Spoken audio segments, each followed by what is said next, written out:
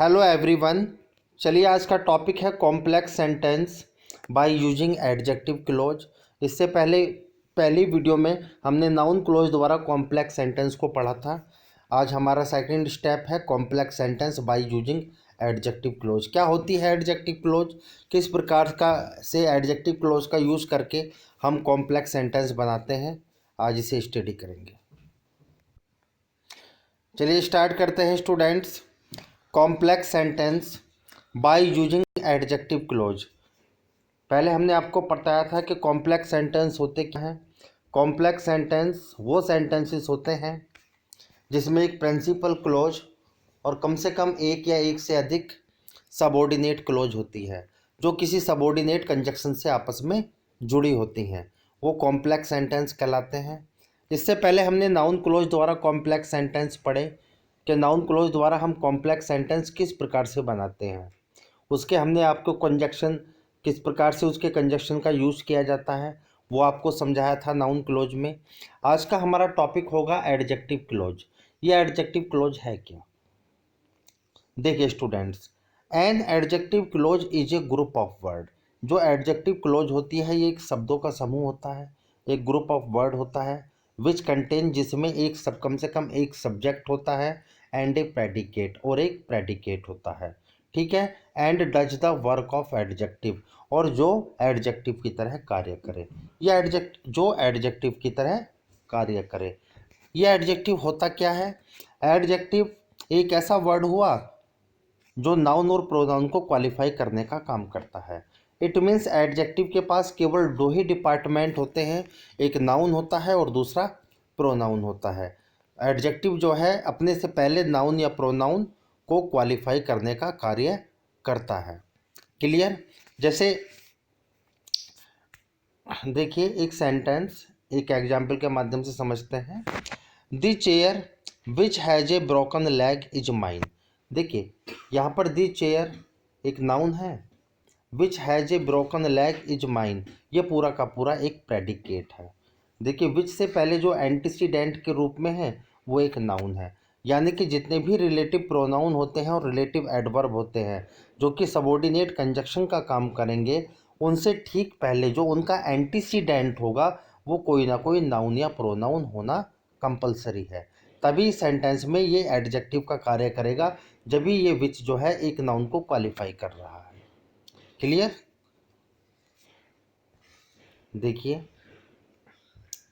देखिए जब भी हम एडजेक्टिव क्लोज की बात करते हैं सेंटेंस में, तो एडजेक्टिव क्लोज रिलेटिव प्रोनाउन और रिलेटिव एडवर्ब दो से स्टार्ट होते हैं, आपस में दो सेंटेंसों को आपस में जोड़ने का कार्य करते हैं। देखिए रिलेटिव प्रोनाउन जैसे who, which, whom, which, what और that. Relative adverb where, when, why, how, such as. ये सारे के सारे रिलेटिव एडवर्ब होते हैं और ऊपर वाले आपके रिलेटिव प्रोनाउन होते हैं, जो दो सेंटेंसों को आपस में एक सब रिलेटिव प्रोनाउन या रिलेटिव एडवर्ब के कंजक्शन से आपस में ज्वाइन होते हैं, आपस में जुड़े होते हैं, जो एक सबऑर्डिनेट क्लोज बनाते हैं, जो कि एडजेक्टिव क्लोज कहलाती है। हमने आपको जब नाउन क्लोज पढ़ाई थी तो नाउन क्लोज में हमने बताया था कि नाउन क्लोज का जो कंजक्शन होगा जिसका पहला अक्षर कैसे स्टार्ट होता है, लेकिन अगर इसकी बात की जाए एडजेक्टिव क्लोज, तो एडजेक्टिव क्लोज का जो पहला अक्षर है वो जैसे स्टार्ट होगा। जैसे हु का अर्थ होगा जो या जिसने, वुच जिसको, वूम जिसको, विच जो या जिसने, वॉट जो कुछ, इस तरीके से। वेहर जहाँ, वैन जब, वाई रीजन बताने के लिए होता है, हाउ मैनर बताने के लिए होता है। यानी कि रिलेटिव प्रोनाउन का अगर आप हिंदी में अर्थ निकालेंगे तो इसका पहला अक्षर जैसे स्टार्ट होगा, जैसे जो, जिसने, जिसको, जब, इस तरीके से। क्लियर? चलिए स्टार्ट करते हैं। देखिए सबसे पहले रिलेटिव प्रोनाउन हु और वूम की बात करेंगे। अगर हम इस हु और वूम की बात करें तो स्टूडेंट सबसे ज़्यादा हु और वूम को लेकर कंफ्यूज हो जाते हैं। उनके समझ में नहीं आता कि कहाँ पर हु का प्रयोग करना चाहिए और कहाँ पर वूम का। दोनों ही बहुत ही इंपॉर्टेंट रिलेटिव प्रोनाउन है, हु और वूम। देखिए हु का प्रयोग हमेशा याद रखना सब्जेक्टिव केस के लिए होता है। जो भी सब्जेक्ट आपके आते होते हैं जैसे आई, वी, यू, दे, ये सब सब्जेक्टिव केस हैं, तो इनके लिए आपको हु का प्रयोग किया जाएगा। देखिए वूम, वोम का प्रयोग हमेशा ऑब्जेक्टिव केस के लिए किया जाता है। ऑब्जेक्टिव केस आपके हो सकते हैं जैसे मी, अस, यू, हिम, हर, ये सब ऑब्जेक्टिव केस हैं। और आपको एक बात और याद रखनी है स्टूडेंट्स कि आप हु लगाइए चाहे वोम का प्रयोग कीजिए, इन दोनों का प्रयोग हमेशा किसके लिए होगा? पर्सन के लिए। यानी कि इन दोनों का प्रयोग हमेशा पर्सन के लिए किया जाता है, व्यक्ति के लिए किया जाता है। इस चीज़ को आपको याद रखना। यानी कि इन दोनों का जो एंटीसीडेंट होगा, इनसे पहले जो नाउन या प्रोनाउन होगा वो कोई ना कोई पर्सन होना चाहिए। ठीक है, देखिए आगे। वोज का प्रयोग पजेसिव केस के लिए करते हैं। जैसे पजेसिव केस होते हैं आपके हिज, हर, योर, माई, ये सब पजेसिव केस हैं। विच की अगर बात की जाए तो विच का प्रयोग आप नॉन लिविंग और एनिमल्स के लिए करेंगे। वेयर का प्रयोग प्लेस, स्थान बताने के लिए। वाई का प्रयोग रीजन बताने के लिए। दैट का प्रयोग लिविंग और नॉन लिविंग के लिए किया जाता है। इस दैट को एक अलग से वीडियो बनाऊंगा, दैट को अलग से एक वीडियो में सेपरेट पढ़ाऊंगा कि कहाँ पर रिलेटिव प्रोनाउन दैट का प्रयोग किस प्रकार से किया जाता है। देखिए, एडजेक्टिव क्लोज का एंटीसीडेंट हमेशा या तो कोई नाउन होता है या फिर कोई ना कोई प्रोनाउन होता है। एंटीसीडेंट का मतलब होता है कि जहाँ भी आप रिलेटिव प्रोनाउन का यूज़ करेंगे उसके ठीक पहले जो नाउन या प्रोनाउन होगा उसे ही एंटीसीडेंट कहा जाता है। ठीक है, तो रिलेटिव प्रोनाउन एडजेक्टिव क्लोज का जो एंटीसीडेंट होता है वो हमेशा या तो कोई नाउन होता है या फिर प्रोनाउन होता है। चलिए स्टार्ट करते हैं सेंटेंस। जैसे सबसे पहला नंबर है आपका हु का प्रयोग मैंने आपको बताया ऊपर सब्जेक्टिव केस के लिए किया जाता है और किसके लिए होता है? हमेशा याद रखना, पर्सन के लिए होता है। जैसे सेंटेंस को कंबाइन करके देखते हैं। पहला सेंटेंस है he met his old friend, वह अपने पुराने मित्र से मिला। He is now a DSP, जो कि अब एक डीएसपी है। तो आप इसे कंबाइंड कैसे कैसे मिलेंगे कि ही कंबाइंड करके बनाएंगे he met his old friend, वह अपने पुराने मित्र से मिला जो who is now a DSP, जो अब एक डीएसपी है। इस तरीके से आपने देखा कि आपने रिलेटिव प्रोनाउन हु का प्रयोग किया किसके लिए? इस ही के लिए। ही अपने आप में एक सब्जेक्टिव केस है और सब्जेक्टिव केस के लिए आप हु का प्रयोग करते हैं और हु का जो एंटीसीडेंट है वो एक नाउन है यानी कि पर्सन है। ठीक है, और हु का प्रयोग पर्सन के लिए ही किया जाता है। नेक्स्ट एग्जाम्पल देखिए। जैसे देखिए दी मैन वाज कॉट, उस व्यक्ति को पकड़ लिया गया। ही स्टोल माई वॉच, जिसने मेरी घड़ी चुराई। तो आप किस तरह बनाएंगे? The man who stole my watch was cot, यानी कि वह व्यक्ति जिसने मेरी घड़ी चुराई उसे पकड़ लिया गया। अब देखिए हु का प्रयोग हु से पहले एक name of the person, clear, और हु के बाद ठीक है एक वर्ब का यूज है। आपको हमेशा एक बात याद रखनी है कि हु से पहले नेम ऑफ द पर्सन आएगा और जब भी आप हु का प्रयोग करेंगे हु के तुरंत बाद या तो कोई हेल्पिंग वर्ब होगी या फिर आपकी कोई ना कोई मेन वर्ब का जिक्र किया जाएगा। इस तरीके से आप बनाएंगे। देखिए थर्ड एग्जाम्पल। जैसे आई नो द गर्ल, मैं उस लड़की को जानता हूँ। सी केम हियर, जो यहाँ आई थी। तो I know the girl who came here, इस हु का प्रयोग किसके लिए हुआ? इस सी के लिए, यानी कि ये एक सब्जेक्टिव केस है। अगर इस हु की बात की जाए, हु से पहले नेम ऑफ द पर्सन और हु के तुरंत बाद एक मेन वर्ब का यूज किया गया है। क्लियर? तो आपको एक बात याद रखनी है, जब भी आप रिलेटिव प्रोनाउन हु का प्रयोग करेंगे, ठीक है ना, कॉम्प्लेक्स सेंटेंस बनाने के लिए, तो हु से पहले हमेशा नेम ऑफ द पर्सन का जिक्र होगा और हु के तुरंत बाद या तो कोई हेल्पिंग वर्ब होगी या फिर कोई मेन वर्ब का जिक्र किया जाएगा। चलिए नेक्स्ट कंजक्शन देखते हैं। Subordinate next conjunction whom. हमेशा याद रखना वोम का प्रयोग हमेशा ऑब्जेक्टिव केस के लिए होता है, लेकिन आपको एक बात और समझनी है कि वोम का प्रयोग भी आप पर्सन के लिए ही करेंगे। ठीक है ना, ऑब्जेक्टिव केस के लिए होगा लेकिन किसके लिए होगा? पर्सन के लिए होगा। जैसे देखिए this is the boy I like him, अगर हम इस बॉय की बात करें तो इस बॉय के लिए इस पूरे सेंटेंस में क्या शब्द आया हुआ है? वो हिम आया है। तो आप क्या करेंगे? वोम से जोड़ देंगे, इस हिम को यहाँ से हटा देंगे। तो आप किस तरीके से बनाएंगे? This is the boy whom I like, यह वही लड़का है जिसको मैं पसंद करता हूँ। देखिए वोम के ठीक पहले नेम ऑफ द पर्सन, ठीक है, एक नाउन है, और वोम के तुरंत बाद हमेशा याद रखना एक ऐसा डिफरेंट सब्जेक्ट होगा जिसका पहले सेंटेंस से कोई लेना देना नहीं होता है।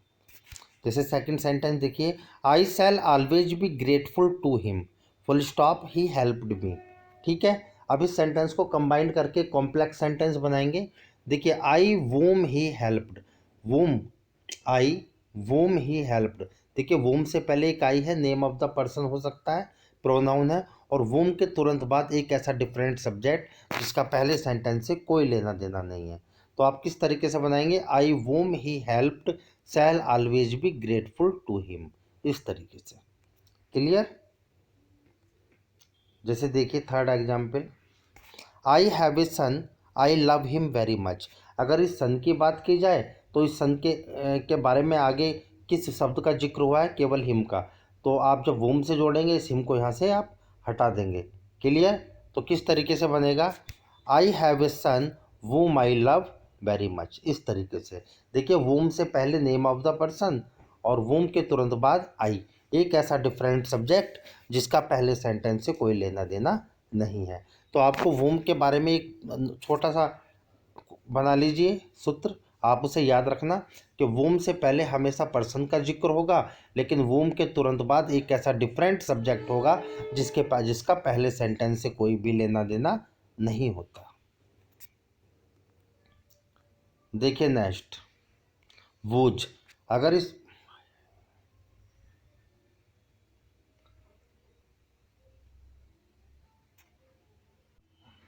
ठीक है, चलिए वूज। देखिए, अगर इस वूज की बात की जाए तो वूज का प्रयोग हमेशा पजेसिव केस के लिए होता है। पजेसिव केस जैसे हिज, हर, माई, योर, ये सारे के सारे पजेसिव केस होते हैं। ठीक है ना। देखो, जैसे Ritu is a good girl, Ritu एक अच्छी लड़की है। Her father is a doctor, उसके पिता एक डॉक्टर है। देखिए, वूज का प्रयोग आप पर्सन के लिए भी कर सकते हैं और थिंग के लिए भी कर सकते हैं। क्लियर। तो आप इसे किस प्रकार से बनाएंगे, Ritu is a good girl. अब देखिए, यहाँ पर हर एक पजेसिव केस है, आप इस हर को यहाँ से हटाएंगे, वूज का प्रयोग करेंगे, whose father is a doctor, इस प्रकार से। देखिए, आप इसे चाहो तो इस तरह भी बना सकते हो सेंटेंस को, Ritu whose father is a doctor is a good girl. देखिए, वो हमेशा उसका एंटीसीडेंट कोई ना कोई नाउन होना चाहिए। नेक्स्ट एग्जाम्पल देखिए, जैसे I met the girl yesterday, her eyes were blue. तो यहाँ पर हर का प्रयोग हुआ किसके लिए, आप इसे हर को यहाँ से हटाएंगे और इसके स्थान पर वूज का प्रयोग करेंगे। तो yesterday I met the girl whose eyes were blue. ठीक है। देखिए, वूज का जो एंटीसीडेंट है, कोई भी रिलेटिव प्रोनाउन आप यूज करें, उसका जो एंटीसीडेंट होना चाहिए वो कोई ना कोई नाउन या प्रोनाउन होता है। देखिए next example, the boy got a prize, his essay was the best. तो देखिए, यहाँ पर हिज का जिक्र किया गया, हिज एक पजेसिव केस है जिसके लिए आप वूज का प्रयोग करेंगे। तो द बॉय, देखिए आप वूज का प्रयोग वहीं करेंगे जहाँ पर जिसके बारे में आगे एडिशनल इन्फॉर्मेशन दी जाएगी। ठीक है ना। आप कोई भी रिलेटिव प्रोनाउन यूज करें, चाहे हु यूज करें, चाहे वूम यूज करें, चाहे विच और चाहे वूज, आप उससे ठीक पहले कोई ना कोई वो नाउन या प्रोनाउन होगा जो उसे क्वालिफाई करेगा। तो यहाँ पर बॉय है तो the boy whose essay was the best got a prize. आप इसे सेंटेंस को ऐसे नहीं बना सकते, the boy got a prize whose essay was the best, क्योंकि अगर आपने यहाँ पर वूज लगा दिया तो इससे पहले तो प्राइज है उसका एंटीसीडेंट, जबकि एक रिलेटिव प्रोनाउन का एंटीसीडेंट कोई नाउन या प्रोनाउन होना चाहिए। The boy whose essay was the best got a prize, इस तरीके से आप करेंगे। देखिए नेक्स्ट, विच। देखिए, विच का प्रयोग हमेशा याद रखना आप नॉन लिविंग या एनिमल के लिए करते हैं। ठीक है, विच का प्रयोग कभी भी पर्सन के लिए नहीं किया जाता, विच का प्रयोग हमेशा नॉन लिविंग या फिर एनिमल्स के लिए किया जाता है। जैसे she has a chain, it is made of gold, यानी कि विच का जो एंटीसीडेंट होना चाहिए वो कोई ना कोई नॉन लिविंग या एनिमल होना चाहिए। मैंने आपको पहले ही बता दिया, एंटीसीडेंट का मतलब है रिलेटिव प्रोनाउन से पहले जो भी नाउन या प्रोनाउन आएगा उसे एंटीसीडेंट कहा जाता है। तो she has a chain it is made of gold, तो she has a chain which is made of gold. देखिए, विच से पहले जो एंटीसीडेंट है वो कोई पर्सन नहीं है। ठीक है ना। आप इस तरीके से विच का प्रयोग करेंगे। विच एक सब्जेक्टिव केस भी हो सकता है और ऑब्जेक्टिव केस भी हो सकता है। विच के बाद एक वर्ब भी आ सकती है, विच के बाद एक सब्जेक्ट भी आ सकता है। नेक्स्ट एग्जाम्पल देखते हैं। जैसे the fox saw some grapes, the grapes were hanging over the garden walls. आप किस तरीके से बनाएंगे, देखिए विच का एंटीसीडेंट ग्रेप्स है यानी कि एक नॉन लिविंग है, तो आप किस तरीके से बनाएंगे, the fox saw some grapes which were hanging over the garden walls. इस तरीके से आप सेंटेंस को बनाएंगे। देखिए नेक्स्ट वेयर, वेयर का प्रयोग हमेशा प्लेस के लिए किया जाता है, स्थान बताने के लिए। जब भी स्थान का जिक्र हो तब आप रिलेटिव प्रोनाउन वेयर का प्रयोग करें। जैसे दिस इज द प्लेस, यह वही स्थान है, here I was attacked by robbers. तो आप इसे किस तरीके से बनाएंगे, this is the place where I was attacked by robbers, यानी कि जहाँ पर डाकुओं द्वारा मुझ पर हमला किया गया था। तो आपने रिलेटिव प्रोनाउन वेयर का जिक्र किया, और यानी किसके लिए होता है वेयर का प्रयोग, हमेशा स्थान के लिए, प्लेस के लिए। जैसे आई शादी place full stop I was born there. देखिए हियर और देयर की अगर बात की जाए, ये दोनों भी एडवर्ब ऑफ प्लेस हैं। जब आप वेयर का प्रयोग करेंगे तो इन शब्दों को आप हटा देंगे यहाँ से। तो आई शादी place I was born there, I शादी place where I was born. ठीक है, वेयर का प्रयोग किसके लिए किया गया, प्लेस के लिए। नेक्स्ट देखते हैं स्टूडेंट्स, वाई। हमेशा याद रखना वाई का प्रयोग रीजन के लिए किया जाता है, कारण बताने के लिए किया जाता है। जैसे she burst into tears, I do not know the reason of it. तो I do not know the reason यानी कि मैं कारण नहीं जानता, why she burst into tear. Why का प्रयोग किसके लिए होता है, रीजन के लिए। जैसे नेक्स्ट एग्जाम्पल देखिए, you did not come to attend the class yesterday, can you tell me the reason. तब आप इसे कंबाइंड करके किस तरीके से बनाएंगे, can you tell me the reason, क्या तुम मुझे कारण बता सकते हो, why you did not come to attend the class yesterday. इस तरीके से आपने रिलेटिव प्रोनाउन वाई का प्रयोग किसके लिए, किस के लिए किया, रीजन के लिए। हमेशा एक बात याद रखना कि सच के साथ एज का प्रयोग होता है। सच एक ऐसा कॉम्बिनेशन होता है इन दोनों का कि सच के साथ आप एज का ही प्रयोग करेंगे। जैसे for example, some students waste their time, avoid such students. यानी कि ऐसे स्टूडेंट्स जो अपने समय को नष्ट करते हैं उन्हें अवॉइड करना चाहिए। तो आप इसे किस तरीके से बनाएंगे, अवॉइड सच स्टूडेंट्स। जब सच आ गया तो आपको चाहो तो आप रिलेटिव प्रोनाउन एज का प्रयोग कर सकते हो इजीली। ऐसा नहीं आप ऐसे ही सेंटेंस को बनाएंगे, आप इस सेंटेंस को रिलेटिव प्रोनाउन हु से भी बना सकते हो। आप इस तरह भी बना सकते हो, avoid such student who waste their time. ये भी सेंटेंस सही है, लेकिन आप सच के साथ चाहें तो एज का प्रयोग इजीली कर सकते हो, avoid such students as waste their time. तो स्टूडेंट्स ये थी आपका complex sentence by using adjective clause. ठीक है, अगर वीडियो अच्छे लगे तो चैनल को सब्सक्राइब करें, वीडियो को ज़्यादा से ज़्यादा लाइक करें और शेयर करें। ठीक है ना, और आपका जो रिलेटिव प्रोनाउन दैट है इसे अलग से एक वीडियो में डिटेल में पढ़ाया जाएगा।